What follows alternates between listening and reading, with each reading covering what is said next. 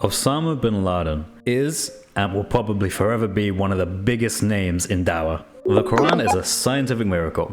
It absolutely has to come from God because it contains information that corresponds to what we know today as scientists, but they wouldn't have known that back then, and certainly not Muhammad. This is what you will hear over and over and over again from different DAWAH groups across the Western world. They make these claims because they are in desperate need of establishing something that others can latch onto, particularly young people, young Muslims who they've heard lots of damaging stories about their deen, and they're looking for something they can latch onto to validate their belief, to give them that extra imam that lets them know it's okay.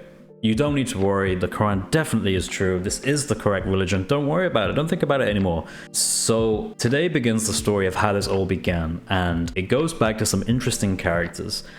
Our story starts with a man by the name of Sheikh Abdul Majid Zindani. Dr. Zindani was someone who was known as an Islamicist, who was known for his active political roles in Yemen, was known for his efforts to give dawah by collecting large groups of Western scientists and, in effect, bribing them to come and say nice things about the Quran. He was also known for being the spiritual guide, legal advisor, and just all-round good friend to Osama bin Laden. As you can imagine, this pothole goes very, very deep, and you can still find it today in many textbooks, many websites all over the place on the internet that quote from Dr. Zindani and his good friend Osama bin Laden, and tries to continue this narrative that the Quran is a scientific miracle, that there is only correct things in the Quran, there's only truth. None of it is fabricated, none of it is false, none of it can easily be explained in alternative ways. It has to be spot on revelation. This narrative has holes in it. Let's investigate. So how did Dr. Zindani do this? How did he get these Western scientists, these academics, these professionals in their field to come meet him and to say things on record about the Quran that would give the Quran some kind of credibility in the scientific world? Well, he had his ways. So some of his ways included arranging for first-class flights, for top-rate hotel accommodation costing thousands, for banquets, for nice meals, the opportunity to meet other academics, all in return for nothing more than just a quick interview to talk about their expertise and how that might relate to Islam in a little way. As you can imagine, what this really amounted to was these scientists being taken advantage of being, in effect, softly bribed to go to meet Dr. Zindani, give him the little sound bites that they needed, and in return, their wives would have a really nice time, get to meet some people, and enjoy general Saudi Arabia. We have some quotes here from some of these scientists that explain exactly what it was like. Professor Gerald Goeringer, an embryologist who is now retired from Georgetown University, said it was mutual manipulation. We got to go places we wouldn't otherwise go. They wanted to add some respectability to what they were publishing. In other words, you pay for our hotel, you pay for the first class flight, you pay for the nice meals, we say something good about the Quran. Professor William Hay, a geologist who had Methodist parents, he actually came out making a statement against what Dr. Zindani was doing as well. Let's hear what he says. A Quran which has got claims for scientific miracles in, and you're listed in the back, and it says for that part, and when he was asked about the source of the Quran, he replied, well, I would think it must be the divine being. So are you saying that that is a misrepresentation? That's a misrepresentation. Okay. There's no question about that. So that's yet another case of a respected Western scientist realizing they were being duped into giving false information that they could then quote mine for their own dawah purposes. According to the Wall Street Journal, someone called Dr. Ahmed, who was working for Dr. Zindani at the time, gave the following statement. He says he reassured the scientists that the commission was completely neutral and welcomed information contradicting the Quran. The scientists soon learned differently. Each one was given a verse from the Quran to examine in light of his expertise. Then Mr. Zindani would interview him on videotape, pushing him to concede divine inspiration. Marine scientist William Hay, then at the University of Colorado, was assigned a passage likening the minds of unbelievers to the darkness in a deep sea, covered by waves, above which are waves. As the videotape rolled, Mr. Zindani pressed Professor Hay to admit that Muhammad couldn't have known about the internal waves caused by varying densities and ocean depths. When Professor Hay suggested Muhammad could have learnt about the phenomenon from sailors, Mr. Zindani insisted that the Prophet never visited a seaport.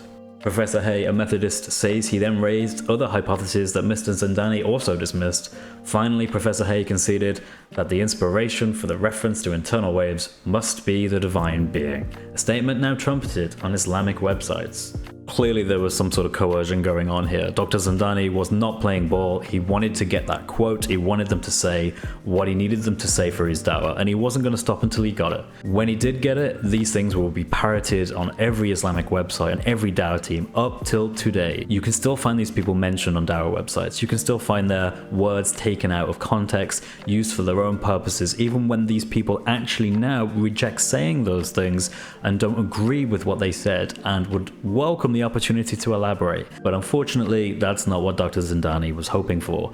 He wanted his own narrative, and he wanted the best things he could get for giving the Quran some kind of established credibility. According to the Wall Street Journal, they say the following. The commission drew from scientists to its conferences with first-class plane tickets for them and their wives, rooms at the best hotels, £1,000 honoraria, and banquets with Muslim leaders, such as a palace diner in Islamabad with Pakistani President Mohammed Zia-ul-Haq, shortly before he was killed in a plane crash. Mr. Ahmed also gave at least one scientist a crystal clock.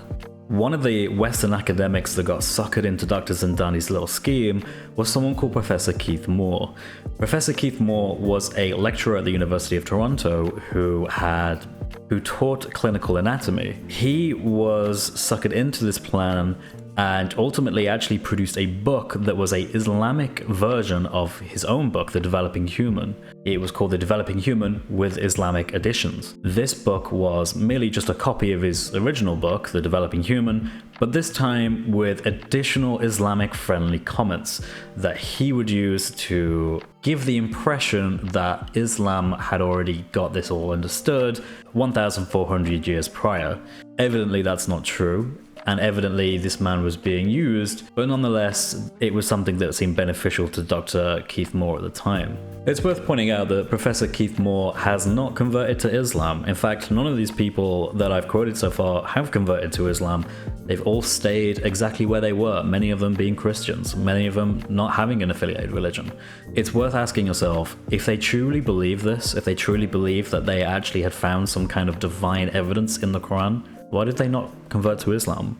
Obviously, it's because they never really believed it. Dr. Keith Moore was asked by the Wall Street Journal to give a comment about Dr. Zindani, to which he said, "It's been 10 or 11 years since I was last involved in the Quran." Evidently, Dr. Keith Moore wants to put that behind him and no longer wishes to be involved in these kind of dawah activities.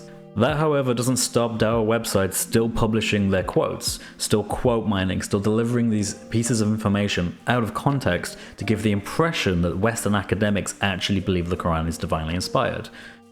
They don't. None of them do. This is all just a ploy from Dr. Zindani and his dawah groups that was started at some point in the 80s and has progressed throughout and still remains today. Let's take a look at Professor Keith Moore's book, The Developing Human, with Islamic additions. So we can see that he has an acknowledgements page where he goes through all the people he would like to thank to help him write and research the book. So let's go through some of these. So we can see some nice names here: Sheikh Mohammed Al-Ajin, Sheikh Osama bin Laden, Wait, what? A Sheikh Osama bin Laden. That's right. Osama bin Laden was a benefactor for the dawah groups that Dr. Zindani had set up.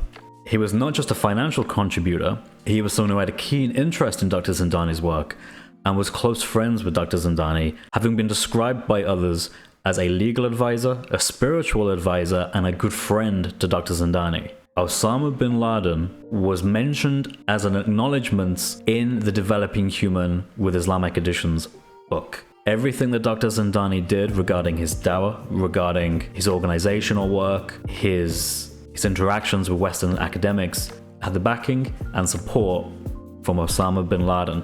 Now, it's clear that this couldn't have happened naturally.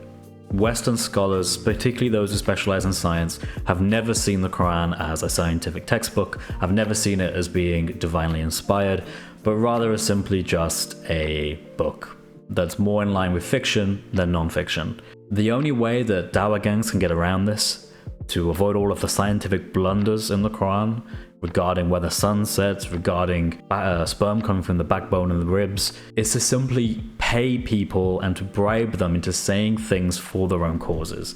And even then, they had to do it with the backing of Osama bin Laden. How is Dr. Zindani and Osama bin Laden, how is their Dawah work used today? Well, you can take a look at Dr. Shabir Ali.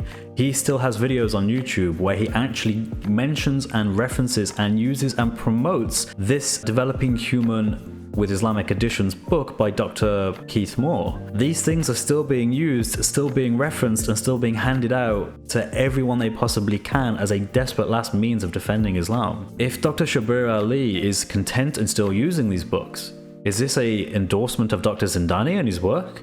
Is it an endorsement of Dr. Zindani and his supporters, namely Sheikh Osama bin Laden? One would hope not. And hopefully Dr. Shabir Ali comes out and removes his videos and apologizes for ever making them. Keep this in mind whenever you hear anyone tell you that the Quran is a scientific textbook or it's a scientific miracle. Remember the efforts that these people had to go to quote mine these quotes. So whenever you hear someone say, hey, look at this scientist, look what they said about the Quran, be very suspicious about where they got that from, what the circumstances were for them giving that quote. It was often coerced, it was often mutual understanding of material goods, let's put it that way. It wasn't sincere, it was just some guy paying for his hotel, paying for his travel and his food for him and his wife. It was a nice holiday to Saudi Arabia, that's all it was. On the contrast, we can look at how Christianity handles this. Though many of the academics we have are Christians, who are those who specialize in the scientific fields, as well as in philosophy, as well as in many other fields. And we don't have this kind of contention. We've always been open about our faith and never had to have this understanding that actually the Bible is just a one-to-one literal textbook. I'm not going to bribe you by paying for your first class ticket. I'm not going to buy you a nice hotel. I'm not going to give you a nice crystal clock, crystal ball, whatever it might have been. I'm not going to give you any of that. I'm just going to tell you the truth as it is. You are loved eternally by the one true God. There is nothing more I could offer you that's any better or any precious or any more valuable than that. Come to Jesus. Have a good day. God bless.